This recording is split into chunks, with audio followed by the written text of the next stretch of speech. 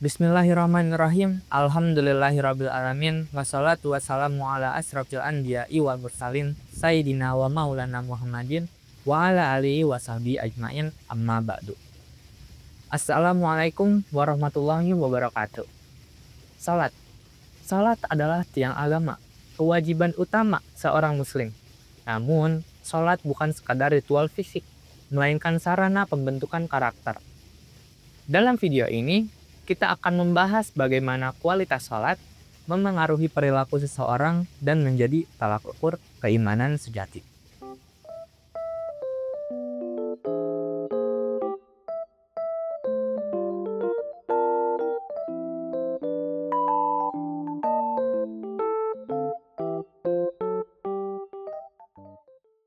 A'udzu billahi minasy syaithanir rajim. Bismillahirrahmanirrahim. Utlu ma uhiya ilaika minal kitabi wa aqimis shalah. Innas sholata tanha 'anil fahsya'i wal munkar. Wa la dzikrullahi akbar. Wallahu ya'lamu ma tasna'un. Artinya, bacalah Nabi Muhammad kitab Al-Quran yang telah diwahyukan kepadamu dan tegakkanlah salat. Sesungguhnya, salat itu mencegah dari perbuatan keji dan mungkar. Sungguh, mengingat Allah, salat itu lebih besar keutamaannya daripada ibadah yang lain. Allah mengetahui apa yang kamu kerjakan.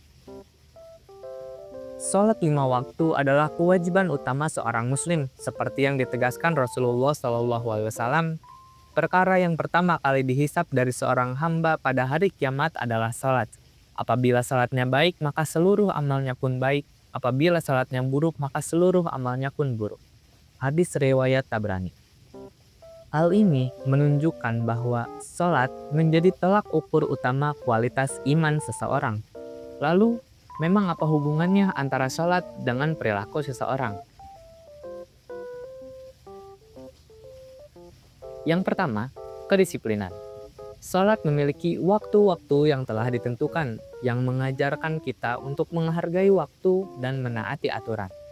Ini melatih kita untuk disiplin dalam kehidupan sehari-hari, meninggalkan kebiasaan menunda-nunda dan melawan keinginan pribadi. Yang kedua, kebersihan.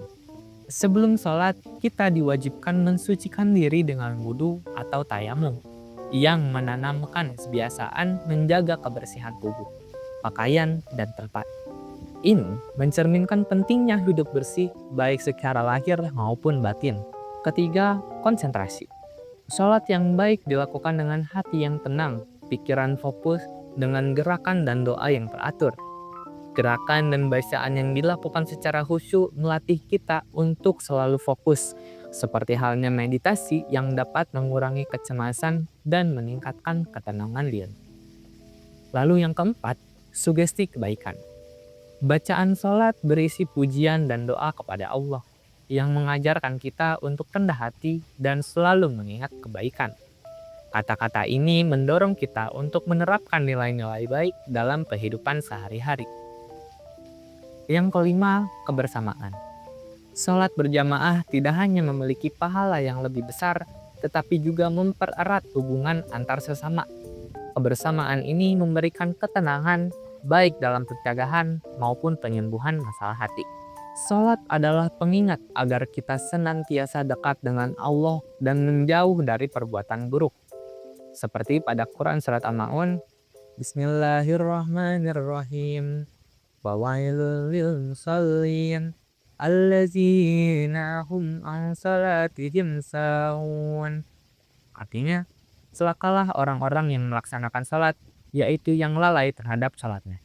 Quran Surat Al-Ma'un ayat 4 dan 5. Artinya, salat yang tidak khusyuk atau sekedar formalitas itu tidak akan memberi pengaruh baik kepada perilaku.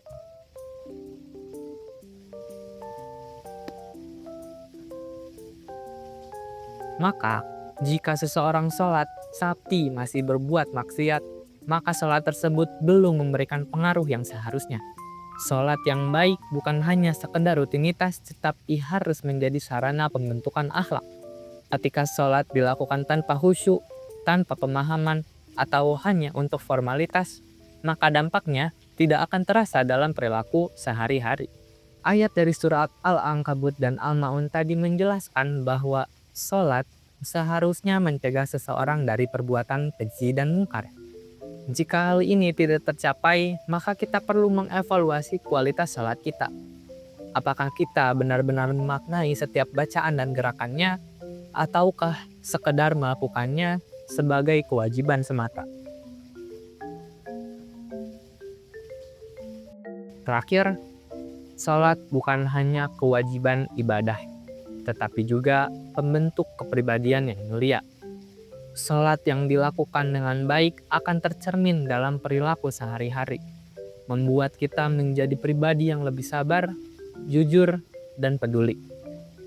Mari kita perbaiki kualitas sholat kita agar menjadi muslim yang benar-benar mencerminkan keimanan. Sekian dari saya. Wassalamualaikum warahmatullahi wabarakatuh.